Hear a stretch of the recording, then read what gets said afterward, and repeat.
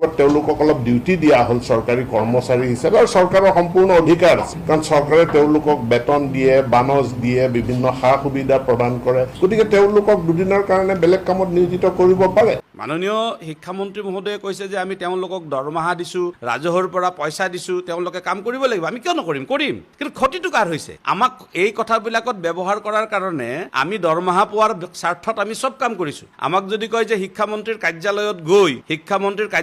গৈ আমি সহায় কৰি দিব লাগে আমি তাকো কৰিম কিন্তু কথাটো হ'ল ইয়াৰ ফলত ক্ষতিটো হৈছে ছাত্ৰ ছাত্ৰী নহয় সেই কথাটো আমি সকলোৱে উপলব্ধি কৰিব লাগিব এতিয়া এগৰাকী শিক্ষকক ধৰা হ'ল বিএলঅ হিচাপে তেখেতক নিযুক্ত দিয়া হৈছে বিএলঅজনৰ সমস্যাটো চাব অৰ্ডাৰখনত লিখা আছে যে আপোনাৰ